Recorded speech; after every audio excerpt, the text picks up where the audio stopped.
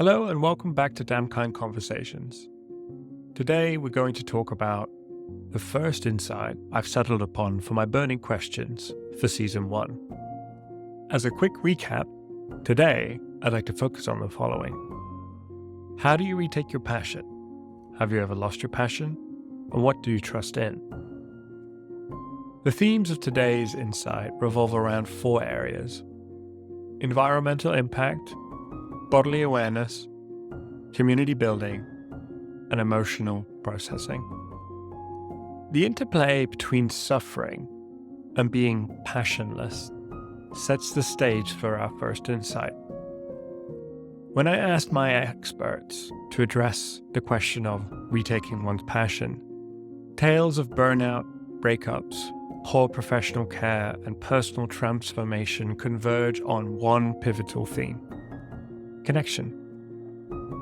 Heather Lefevre, she illuminates the profound impact of surroundings. When I lived in Boston and worked at Mullen, where it was in a mansion in the woods, and we had lunch all together, we would all take a walk every day.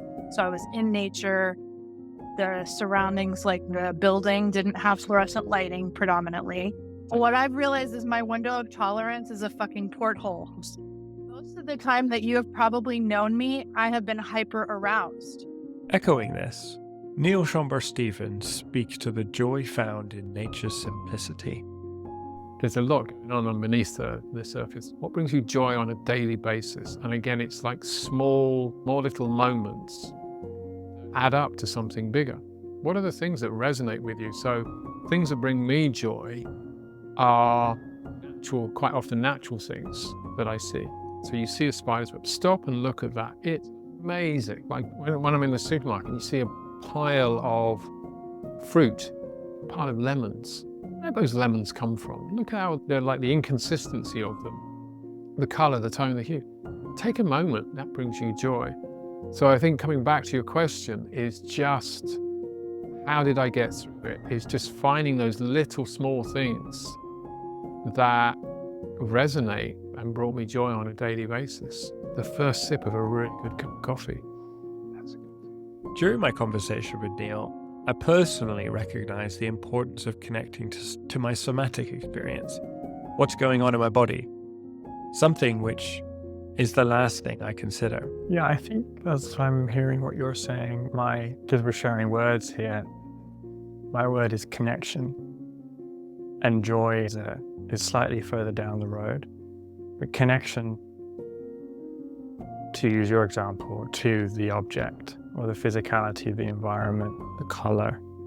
But for me, it started with connection to my body, to the somatic experience, to acknowledge anxiety, what's causing the anxiety, what's under the anxiety. So connection for me, I think, is one of the fundamental first steps in retaking passion.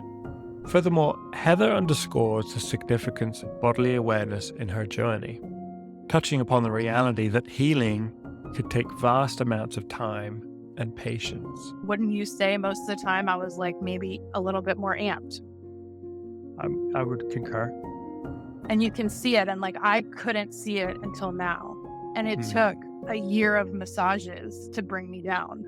As the conversations evolved, it became apparent to me that community is also a fundamental piece in the puzzle here. I trust in my community, my friends.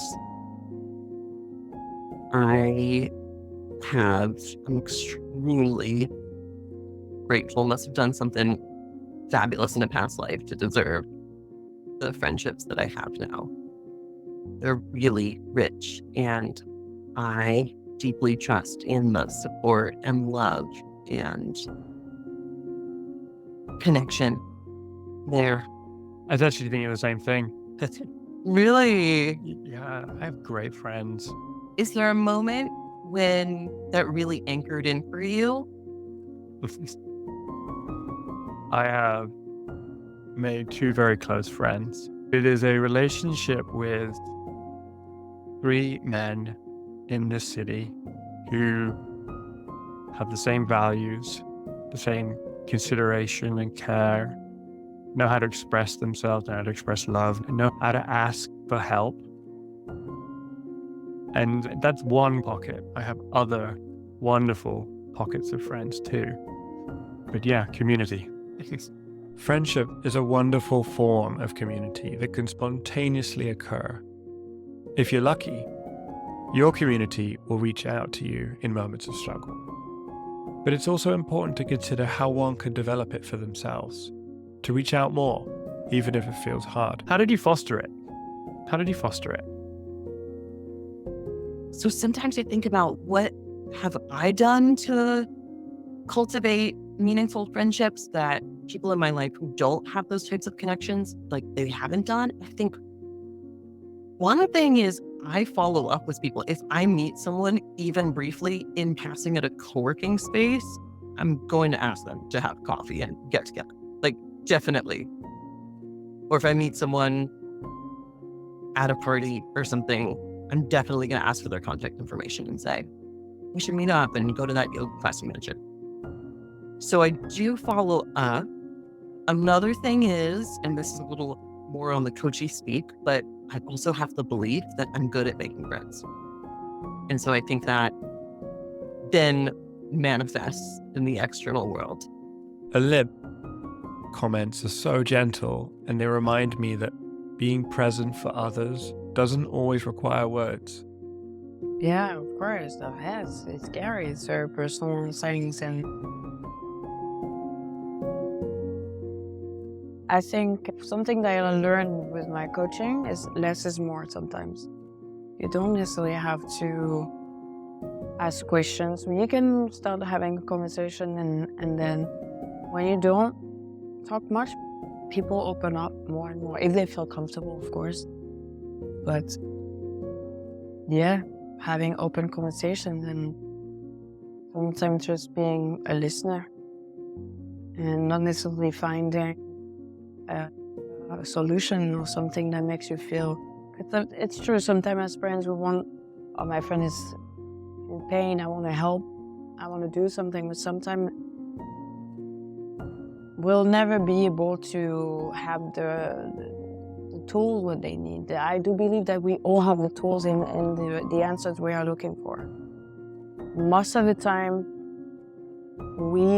I think people need to speak. And by speaking more and more, sometimes answers come to them. So as friends, sometimes we don't need to give them the help, and just the support of listening and being there. That's already a big thing. It's easy to get stuck on one emotion. In my case, this is anxiety. But there's a full range of emotions available to us.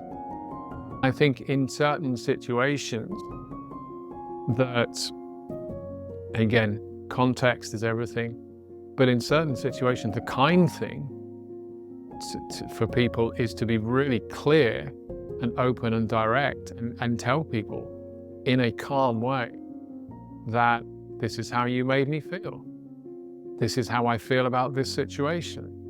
And it's putting I feel this, I feel happy, I feel frustrated. Olymp talks about one of our finest emotions that we have. So yeah, having either a coach or a therapist, asking for help, talking, surrounding ourselves by people we can talk to openly. And then, yeah, developing a love relationship with oneself. Okay, so I've shared just a few excerpts with you, but what does this all mean? What have I landed upon? What is the thing that I'm taking away from this conversation or these conversations? And I think it's the following. Connection can feel challenging when we're suffering, but there are multiple pathways through the murk. Whether it's through our environment, our body, our community, or our emotions, cultivating connection not only sustains us in times of suffering, but also it elevates our experiences towards joy. I'd like to leave you with some questions and some final thoughts for this first chapter. What steps can you take to deepen the harmony with your environment? Specifically, the environment that nurtures you and aligns with your internal state. Consider what bodily, physical sensations are communicating to you. Personally, this has been my primary focus because I've struggled to pause and listen, to really think about that somatic experience, not just to think, but to sense it. The third pillar to this first chapter is this idea of engaging with your community. Explore the communities you can reach out to, or reflect on how your community might actually already be reaching out to you. Accept the help if it's there, even when it feels difficult. The next pillar is the following. Assess emotional states. Assess your emotions in all of their entirety. In my case, this approach helped me move beyond a state of default anxiety. Ask yourself, how do I truly feel in this moment? Embrace the full spectrum of your feelings. Understand that there's value even in negative emotions. There is fertility in this futility. And lastly, and most maybe obviously, flexibility in the approach. When we're driving towards connection, remember that there's no prescribed sequence here. You might find one aspect more accessible than the other, and that alone can be your starting point.